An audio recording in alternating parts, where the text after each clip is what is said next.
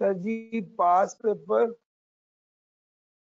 Question number 9 है, page number 246 है।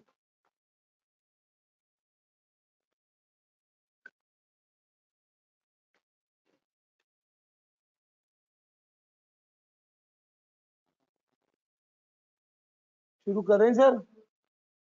आप इनकम फ्रॉम बिजनेस के 3 न्यूमेरिकल कर चुके हैं, 4 न्यूमेरिकल कर चुके हैं, जिसका मतलब है कि आपको बेस तो समझ आ चुकी है।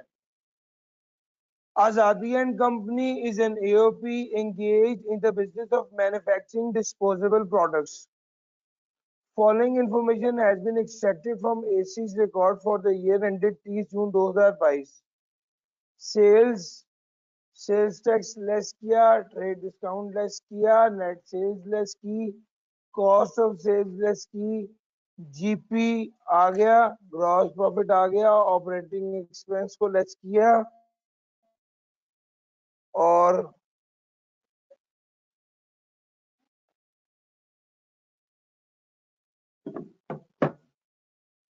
लॉस आ गया।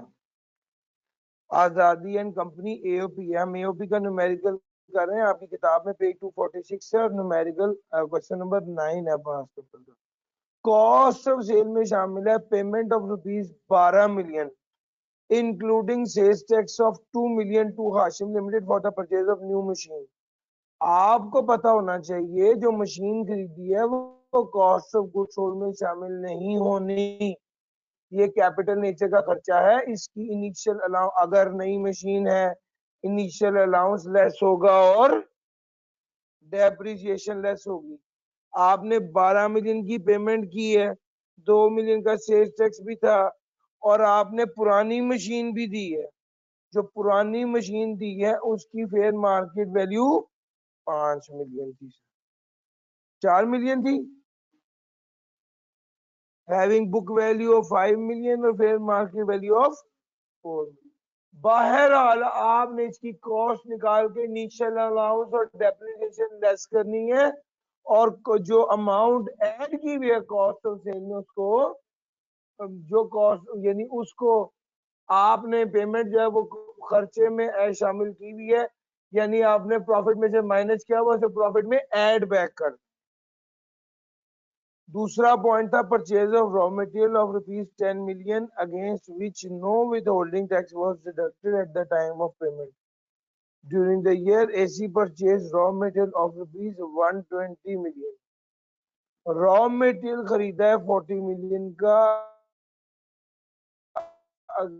against which no withholding tax was deducted। जी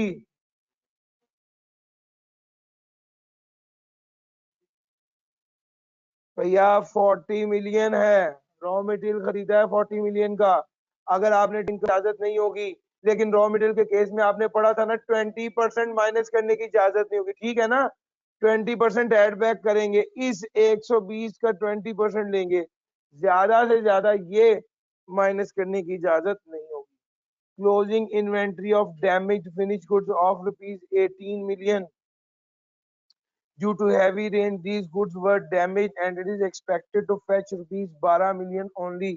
भाईजान बहुत ज्यादा बारिश हो गई, माल खराब हो गया, इन्वेंट्री 18 मिलियन पे रिकॉर्ड है, एनआरवी 12 मिलियन है। किस पर लेंगे? लोअर ऑफ कॉस्ट और NRV.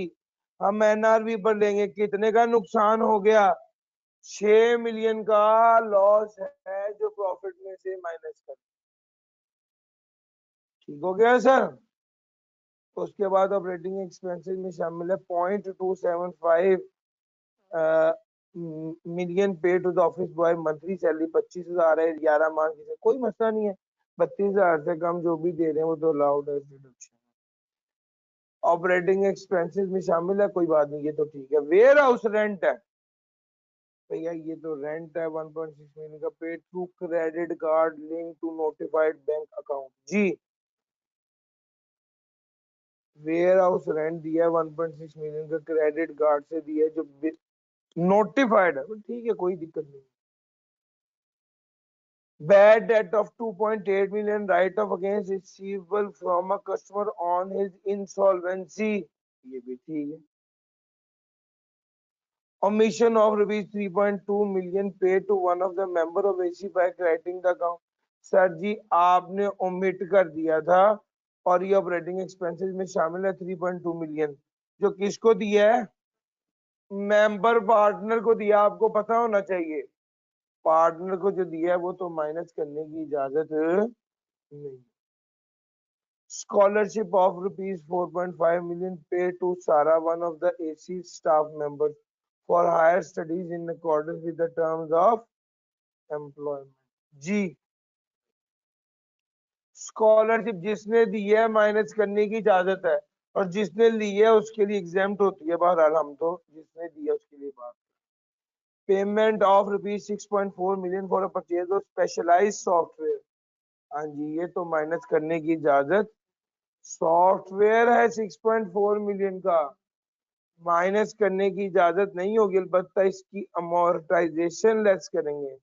Depreciation of finance charges था 2.1 मिलियन और 1.5 मिलियन, और 1 जुलाई 2021 को AC entered into A lease agreement for the purchase of car. गाड़ी ली है, किस्तों पर ली है, फाइनेंशियल चार्जेस भी बता दिए, डेप्रिसिएशन भी बता दी, लीज रेंटल भी बता दी, और ये भी बता दिया कि 20% पर्सनल यूज के लिए। तो भाई ये सारी बातें आपके साथ डिस्कस हो गई। अब हम क्या करते हैं, अब हम ये सवाल कर लेते हैं।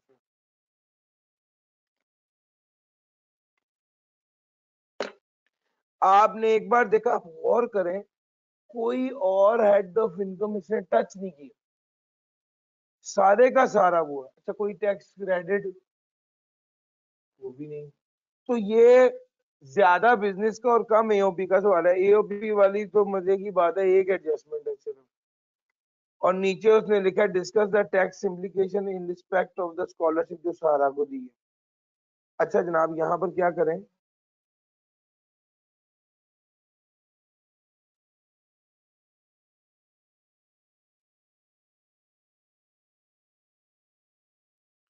आजादी and company,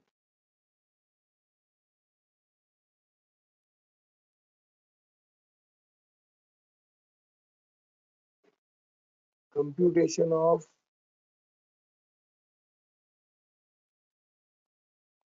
total income, taxable income and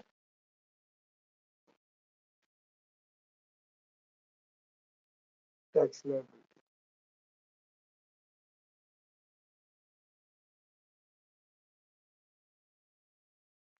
tax year है 2022। जी, यहाँ पर क्या करेंगे, इनकम फ्रॉम वर्किंग नंबर 1। अच्छा जनाब, आ जाइए, इस पर वर्किंग शुरू कर देते हैं। Working number 1, income from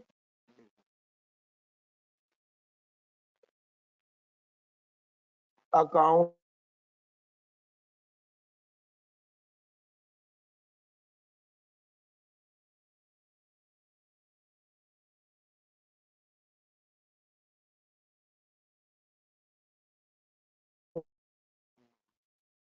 profit नहीं है, ये क्या है, बल्कि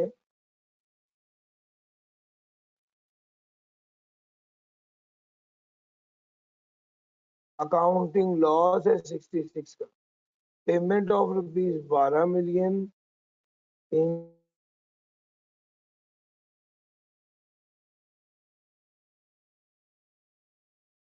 इंक्लूड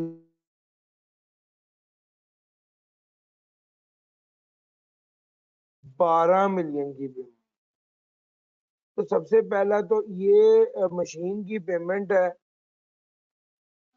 मशीन पेमेंट, इसे क्या कर लें, इसे वापस ऐड कर, ठीक हो गया। और फिर एक काम और करते हैं,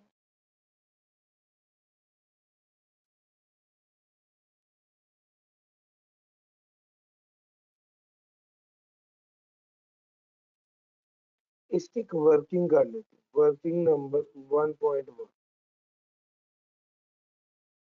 sir ji cost of machine निकालिए। 12 मिलियन की पेमेंट की है और साथ 4 मिलियन, 12 मिलियन की पेमेंट की है, 4 मिलियन पुरानी मशीन का दी है, ऐसा ही है। लेकिन 2 मिलियन इसमें सेल्स टैक्स है, तो कितना हो गया टोटल? 14। इनिशियल अलाउंस कितना हो गया? 14 का 25%। जी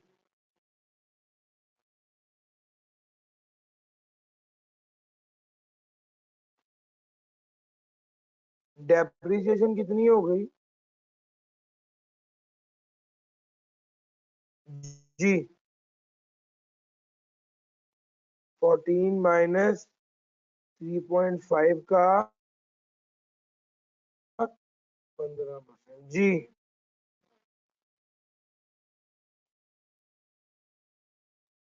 है 1.575 लो सर।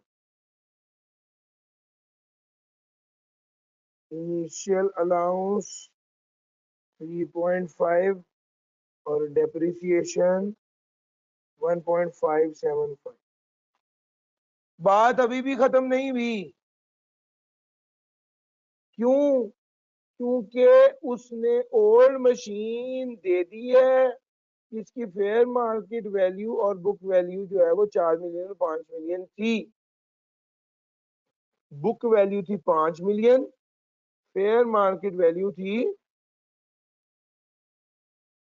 अब सवाल ये पैदा होता है, अकाउंटेंट के मुताबिक तो बुक वैल्यू 5 मिलियन थी और बिकी 4 मिलियन। अकाउंटेंट के मुताबिक तो 1 मिलियन का लॉस हुआ है। ठीक हो गया ना?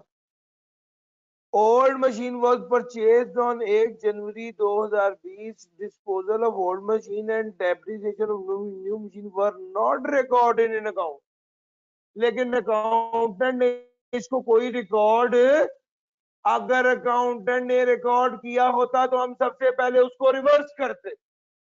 अब चूंकि अकाउंटेंट ने इसको रिकॉर्ड ही नहीं किया तो वह मसला हल हो गया। सिर्फ जो टैक्स के मुताबिक बनता है हम वो करेंगे। वो कहता है जनाब ओल्ड मशीन जो थी वो 1 जनवरी 2020 थी। Disposal of old machine and depreciation 1 2 new machine were not recorded in AC book of account. Tax stability with the old machine was the same as counting the PDV of the on the disposal.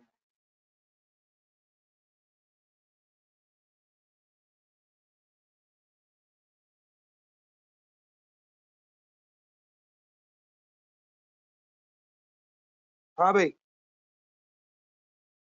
old January 2020 year old machine depreciation of new machine were not recorded in AC book of account.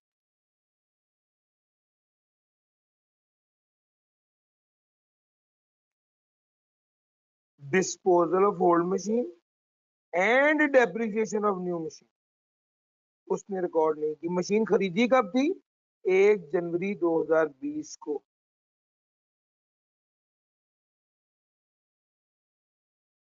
अब बात यह है कि machine का gain loss as per tax कितना बनता है? भाईजान हमने यही पढ़ा है कि जब मशीन एक्सचेंज हुई तो समझा जाएगा कितने की बिकी। क्या समझा जाएगा कितने की बिकी? जो उसकी फेयर मार्केट वैल्यू समझा जाएगा ये 4 मिलियन की बिकी, जबकि उसकी बुक वैल्यू क्या थी? 5 मिलियन थी। तो भाई ये तो लॉस ऑन डिस्पोजल भी रिकॉर्ड करना।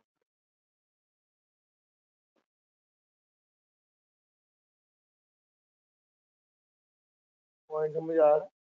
लॉस ऑन डिस्पोजल भी करना पड़ेगा। old machine was purchased on 8 January 2020. Disposal of old machine and depreciation of new machine were not recorded in AC's books of account. Tax WDV of old machine was the same as the accounting WDV. उसी base पर हमने loss निकाल दिया। Sir जी इसके बाद है purchase of raw material.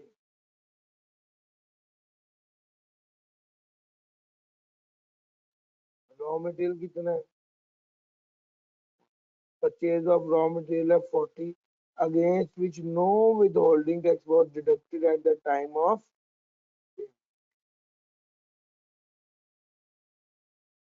no withholding tax।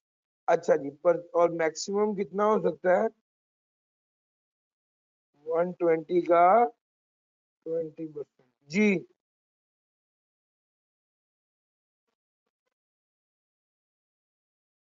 हमने इसमें से कौन सा लेना है? लोअर ऑफ जी 20।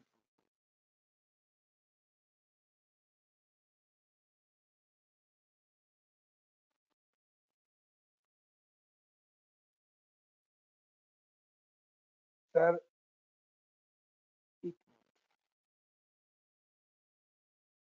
ये 40 माइनस हो चुका है,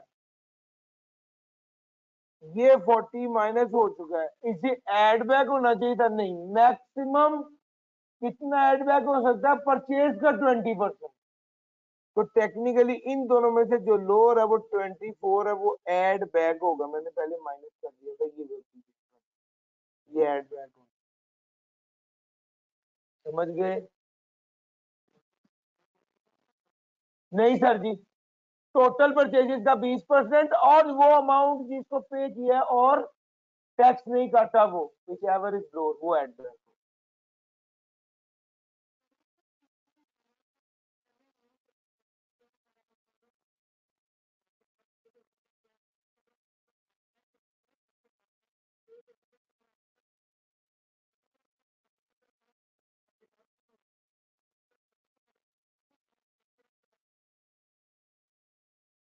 रूल ये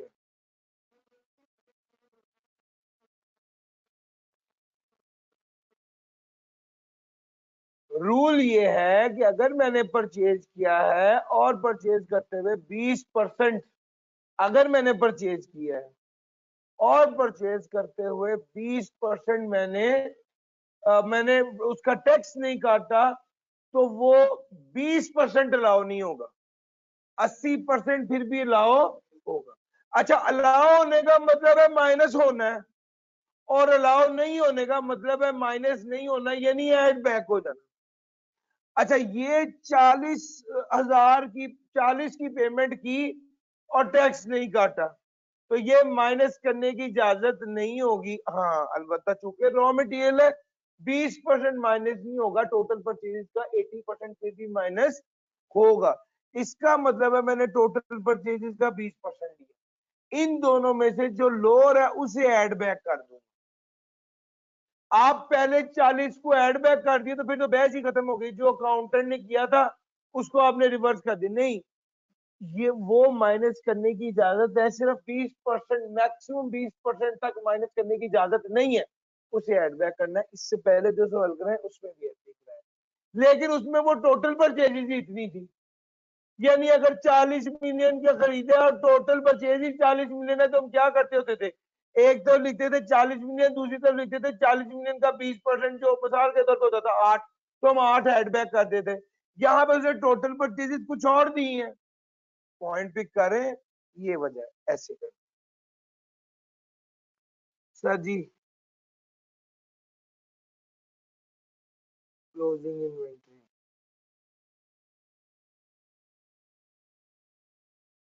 18 माइनस 12 कितना बना?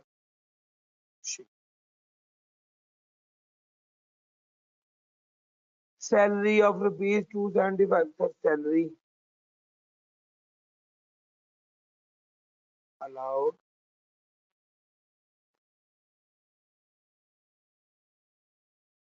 Closing inventory of damage finish goods 18 million की थी। Due to heavy rain these goods were damaged and it is expected to fetch ₹12। ये कहाँ पे लिखा हुआ कि पहले ही लेस हो चुका है? कॉस्ट ऑफ सेल में ऐड है क्लोजिंग इन्वेंट्री जो कि 18 मिलियन की। Cost of sale include closing inventory of damage stock at 18 million. 18 million cost of sale में ऐड है जबकि उसकी एनआरवी 12 मिलियन है, तो 6 मिलियन माइनस होना चाहिए था, माइनस कर दिया। वो पॉइंट समझ में आ रहा है? Ware house rent,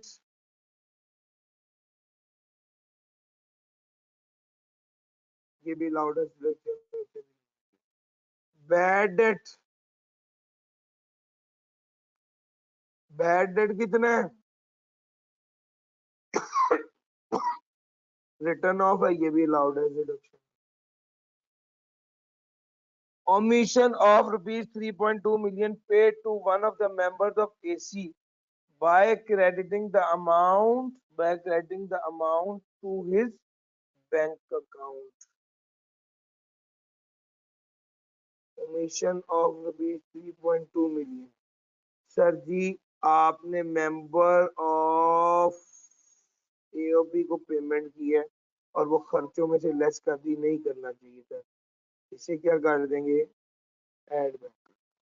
scholarship,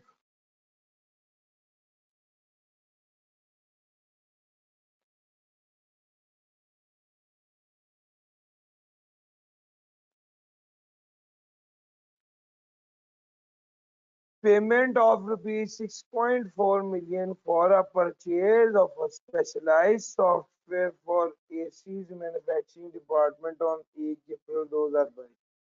The software is expected to be used for 5 years, although the software is available for use from the date of purchase.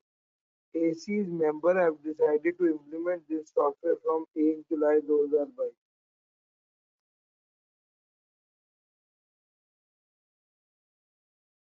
6.4 million की पेमेंट जो की गई है स्पेशलाइज्ड सॉफ्टवेयर को खरीदने के लिए, सबसे पहले क्या करेंगे? इसको ऐड बैक करेंगे इनटेंजिबल, और फिर अमोर्टाइजेशन को लेस करेंगे। जी कितनी है? सर इनटेंजिबल है, खुदा का वास्ता, 6.4 मिलियन है। यूजफुल लाइफ कितनी है? 5 इयर्स। नंबर ऑफ डेज देखिएगा, अप्रैल के 30, मई के 31, जून के 30 इंटू 91 डिवाइड बाई 365। जी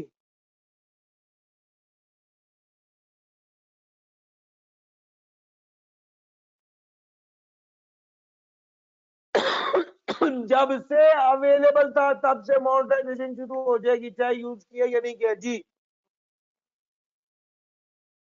0.319, 0.32 कर ले। अच्छा जी, अब ये सारा हो गया, अब आखिरी पॉइंट पर आ जाइए। Depreciation and financial charges of rupees, depreciation and financial charges of rupees 2.1 million and 1.5 million respectively in respect of a car which was acquired on finance lease on 8 July 2021।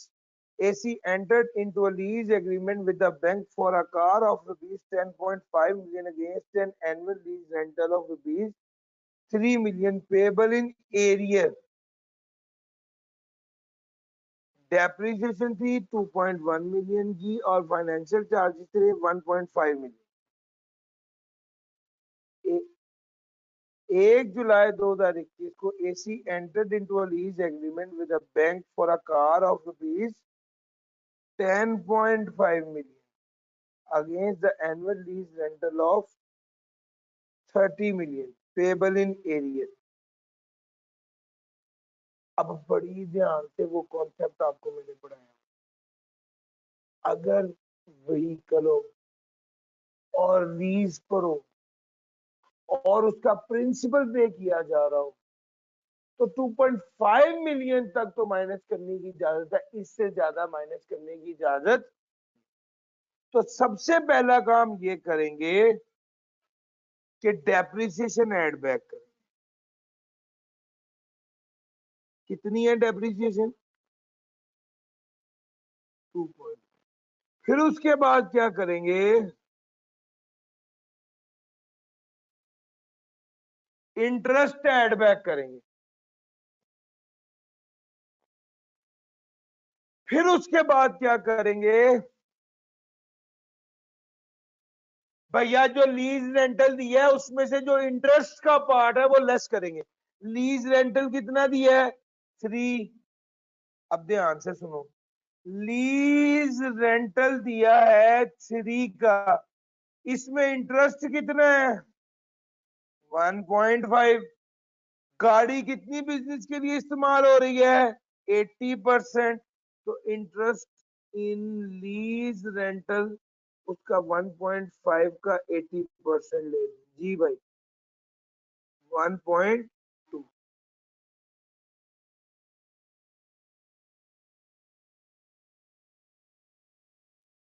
और मुश्किल तो नहीं लग रहा? ये क्या कर दिया? लेट्स। और प्रिंसिपल कितना बन गया? अब प्रिंसिपल कितना रह गया बाकी? यार 1.5 इंटरेस्ट था तो 1.5 ही प्रिंसिपल होगा ना। मसला ये है कि अलाउड कितना है? 2.5 और एक्चुअल कितना है? 10.5। भैया मैक्सिमम प्रिंसिपल में अलाउ कितना है? 2। मैक्सिमम कितना है? 10। यार पॉइंट पिक कर रहे हो? ये देखो, इसने 10.5 टोटल प्रिंसिपल है, उसमें से अलाउ कितना था? 2.5 था, और हमने लीज रेंटल कितना पे किया? 1.5। अब 1.5 में से जितना 2.5 से ज्यादा है वो माइनस करने की इजाजत है। ऐसा ही है ना? जितना 2.5 है वो माइनस करने की इजाजत होगी। तो भाई 1.5 का 2.5 डिवाइड बाय 10.5। लेकिन आगे एक मसला और भी तो है ना, 80% बिजनेस में इस्तेमाल करें। जरा क्या आंसर आ गया? 0.29 माइनस करने की इजाजत है। लो सर, सबसे ट्रिकी इसमें ये वाला पॉइंट था। समझ आ गया? आपने लीज रेंटल का एक्सरे किया, उसमें से प्रिंसिपल पार्ट को बाहर निकाला, प्रिंसिपल पार्ट में से जितना एज डिडक्शन अलाउड था उतने परसेंट लेस कर दिया। तो 2.5 डिवाइडेड बाय 10.5 किया तो पता चल गया इतने परसेंट एज डिडक्शन अलाउ है, वो माइनस कर दिया। क्योंकि 80% इस्तेमाल हो रहा है बिजनेस में तो उसका 80%। यार पॉइंट समझ आ रहा है? ये है इसमें पॉइंट। जरा इसको टोटल कर देंगे तो आपके पास आंसर आ जाए जी।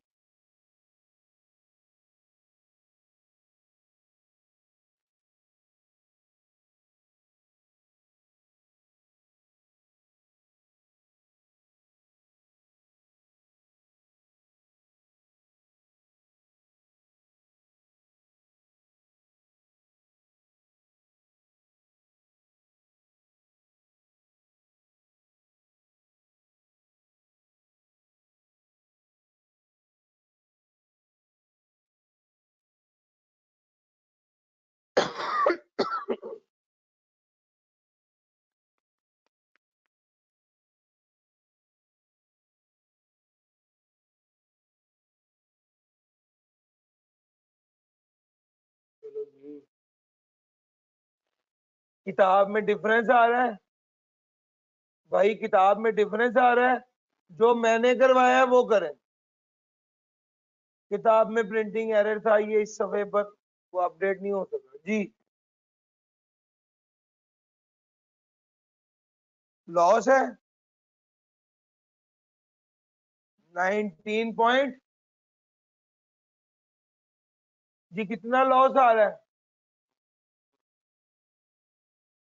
दिखाए मुझे, मैं आपको बता देता हूं। सिर्फ इसी फिगर का फर्क है। सिर्फ इसी फिगर का फर्क है।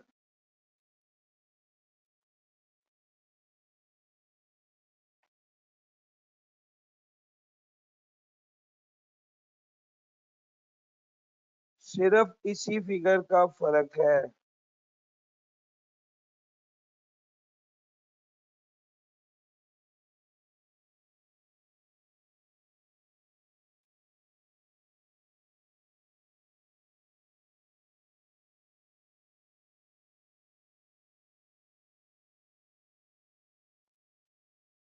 आपकी किताब में मैं आपको बता दूं, उसने किया हुआ है, आपकी किताब में उसने यहाँ 1.5 की जगह 3 लिया, ये गलत है। 3 टोटल लीज रेंटल है। लीज रेंटल का प्रिंसिपल पार्ट लेना है, वो प्रिंसिपल पार्ट कितना है 1.5, वो करेंगे तो आपके पास आंसर आ जाएगा, और यही आंसर आएगा 0.29। जब इसको करेंगे आप, तो आपके पास टोटल आंसर, बताइएगा टोटल आंसर कितना बनता है। मुझे लग रहा है टोटल आंसर में गलती है।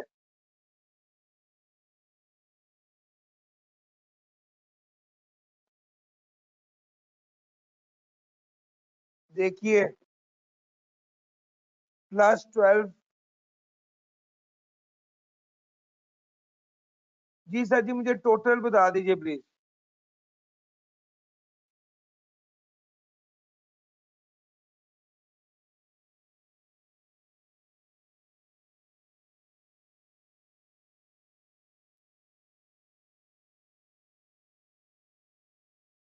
नीचे ऊपर। जी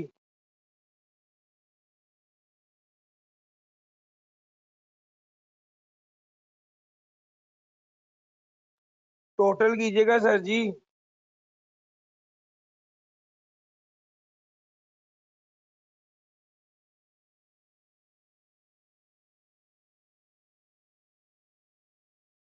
यार ये अमोर्टाइजेशन लेस करनी है,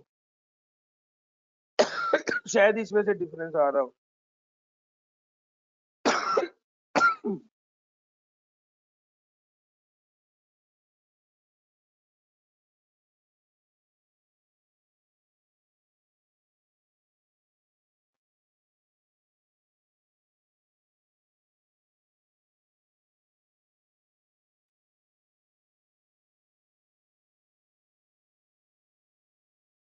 कितना आ रहा है सर जी?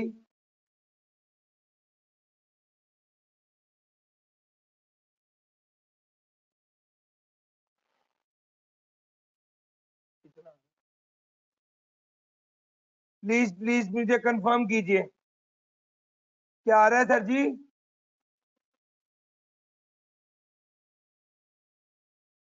30.685 ले सर, ये लॉस आ रहा है। अच्छा ये आपने निकाल लिया 30.685, ये यहाँ पर लिख दें। अब जाहिर बात है, जब लॉस आ रहा है तो टैक्स की तो कोई छूट यार है ही नहीं। ये लॉस क्या हो जाएगा, कैरेड फॉरवर्ड हो जाएगा। अलबत्ता इस सवाल की खास बात, हर बार जब भी सवाल आता था उसमें लिखा होता था इग्नोर मिनिमम टैक्स। इस सवाल में इसने ये नहीं लिखा हुआ था। इसका मतलब था कि इसमें मिनिमम टैक्स को इग्नोर नहीं करना। आपका टर्नओवर 100 मिलियन से ज्यादा, यस और नो? भाईजान इसमें मिनिमम टैक्स का रूल अप्लाई करना था। मिनिमम टैक्स रिजीम के मुताबिक मिनिमम टैक्स कितना बना, 380। भाईजान 380 हमने टर्नओवर के बराबर, किसके बराबर लेना है? उसमें से हमने डिस्काउंट भी लेस करना होता है, उसमें से हमने सेल्स टैक्स भी लेस करना होता है। तो ये बनना था 320, और फिर इसका टर्नओवर टैक्स कितने परसेंट होता है 1.25, तो 1.25% लेना था, तो ये बनना था 4। सर जी ये वो अमाउंट है जो आपने एफडीआर को जमा करानी थी, और ये अपने तौर का एक यूनिक सवाल इसलिए है क्योंकि बच्चों के गुमान में भी नहीं था ये करना है। वो तो हमेशा से लाइबिलिटी निकाल के घर आ जाते थे। उसने जब लिखा नहीं है इग्नोर मिनिमम टैक्स, तो एक बार जरा खोपड़ी ध्यान से, 100 मिलियन से ऊपर की गेम है तो मिनिमम टैक्स। क्या समझ आ रही है? ये कैलकुलेशन में फर्क था। आप अपने प्लीज आंसर को ठीक कर लीजिए। ये दो चीजें ऐड करनी है, इसको कर लीजिए। एक जो है ये वाली दोनों बातें आपने अपनी बुक में करेक्ट कर लीजिए।